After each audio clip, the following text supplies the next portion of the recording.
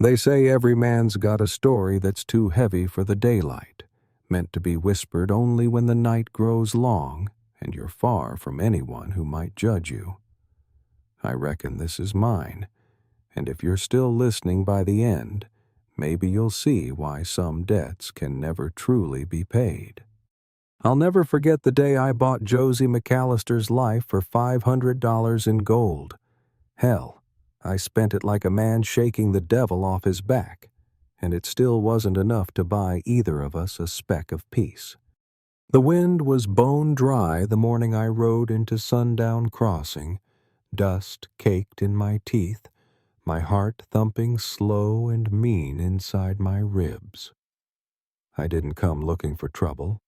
I'd spent years avoiding it, hiding in plain sight, doing my damnedest to keep my name off folks' tongues.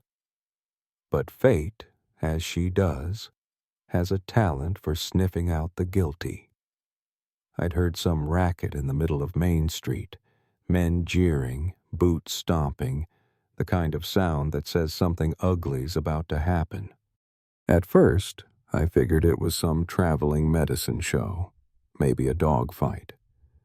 What I found instead was a crowd circled around a makeshift auction block. There she was, Josie, no more than 20, chin high even as her dress hung off her shoulders, face smeared with dirt, but her eyes blazing like a pair of lanterns in a storm. She looked every man in that crowd dead on, like she dared 'em to take a piece of her. Fat old Harvey Pruitt was running the sale, shouting about Josie's daddy's gambling debts, $300 owed, or his only daughter gets sold to pay it off. I could smell the rot on Pruitt's words. He'd probably already dipped his hand in the till before putting Josie on that crate. The crowd was thick with men who'd just as soon break a horse as a woman. The highest bid belonged to Virgil Crane, a bearded, greasy-eyed son of a bitch who licked his lips every time Josie glanced his way. I'd seen that look before. Nothing good ever came of it. I remember Josie's eyes locking with mine. She didn't plead. No tears, no trembling. She just stared, steady as stone, like she was memorizing the face of the last decent soul she'd lay eyes on. Something in me twisted, a feeling I thought I'd buried with the man I used to be. My fingers found the pouch of gold under my coat. I'd worked hard to look like a drifter, holes in my boots, dust on my collar, just another nobody.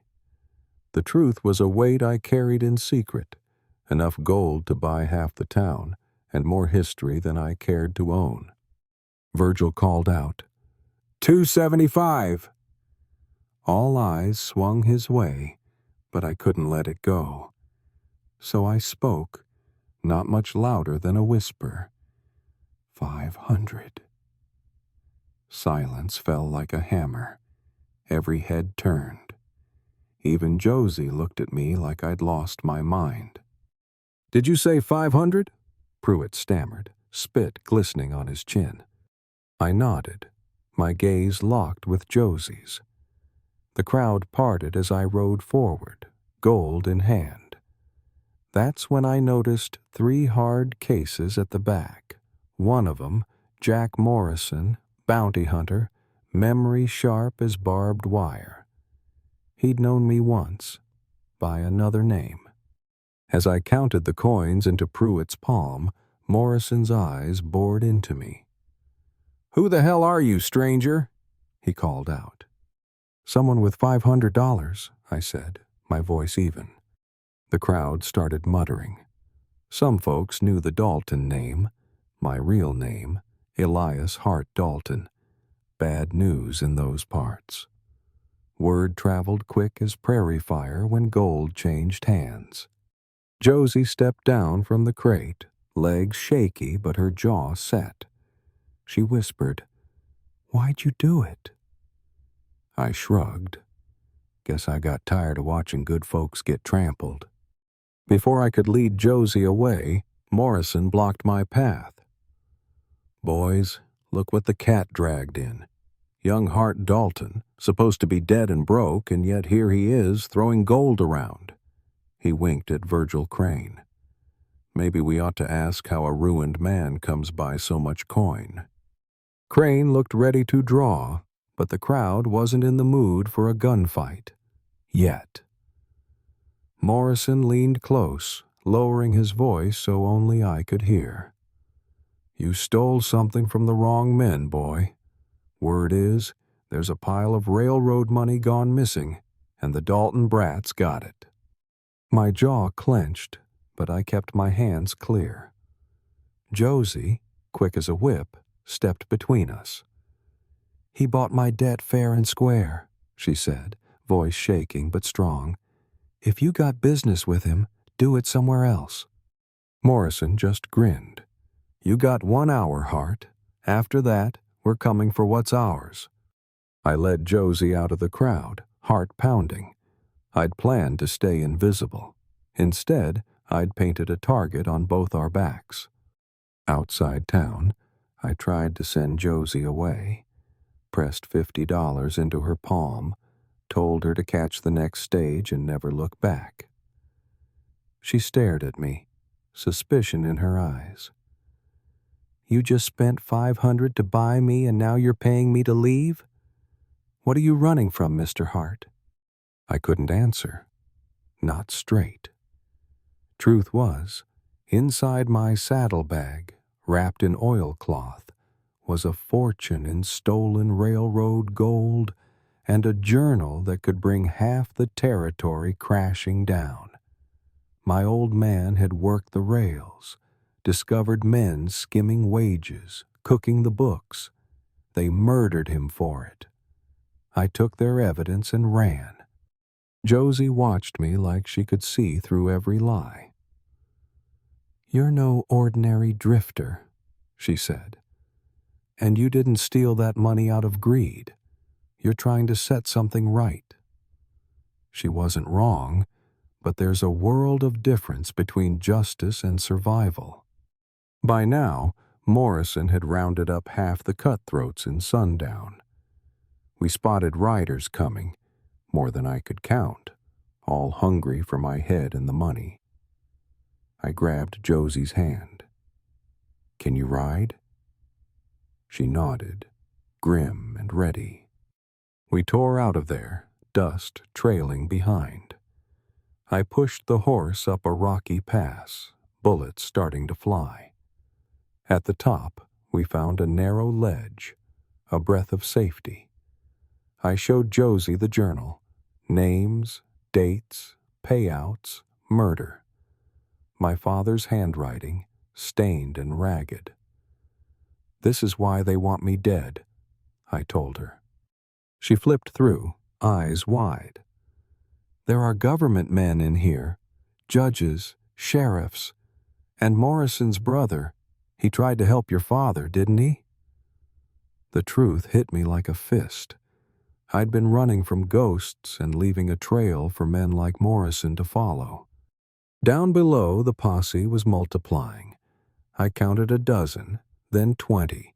Every outlaw and lawman in the county must have heard the bounty. Before we could plan our escape, another group appeared on the opposite ridge. Apache warriors, war paint fresh, led by Crow Feather. I'd crossed his path before, given him the names of the men who'd killed his kin. Railroad men, same as the ones who killed my father. Suddenly, we were caught in a crossfire. Bullets and arrows flying, Morrison's men screaming, Crow Feather's braves whooping through the smoke. Josie clung to my back as we scrambled higher. Then Morrison himself came, flanked by 2 of his best. He shouted, "Give me the journal, Hart! This ends now!" I shouted back, "You want the truth, Jack? Your brother didn't die because of me. He died trying to help expose the bastards who run this territory. Your Uncle Theodore sent you after the wrong man." Morrison hesitated, eyes flicking to Josie, to the journal, back to me. Doubt crept into his voice. "You're lying." "Read it yourself." I tossed him the journal, open to my father's last entry. He stared, hands trembling. The world shifted right then. Enemies turned uneasy allies. More riders were coming. Sheriff Brody Crawford leading mercenaries, guns blazing, setting the town alight. Smoke rose from Sundown Crossing, screams echoing. They were burning the records, killing anyone who'd seen me spend the gold. Crow Feather appeared out of the dusk, his blade dripping blood. "The man who pays for death comes tonight. Morrison, the old one." His gaze was hard as granite. Josie dug through the journal. "Your father left a second copy of everything, with the priest, at the church. The only building not burning." We raced into town under cover of darkness. Crow Feather's men drew away the guards, just enough for us to slip through the back door of Father Miguel's rectory. He handed me a box. Every document, affidavit, a map showing where the stolen money was stashed, right beneath Crawford's own feet.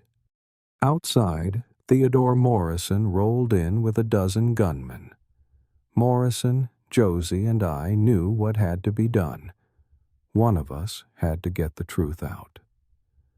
I stepped out, hands up, while Morrison marched behind me, holding the journal high for all to see. He read the names out loud, called out his uncle for murder and betrayal. The crowd, townsfolk and outlaws alike, listened, some in shock, some in fury, some in... I could see it in Theodore's eyes. He realized, too late, the empire he'd built on blood was crumbling. That's where the story ends for tonight. The flames of Sundown Crossing rising high, the truth echoing through the square, and every soul in that town forced to choose a side. Maybe justice came riding in, or maybe we just started another war. But I'll tell you this much, not every debt gets paid in gold.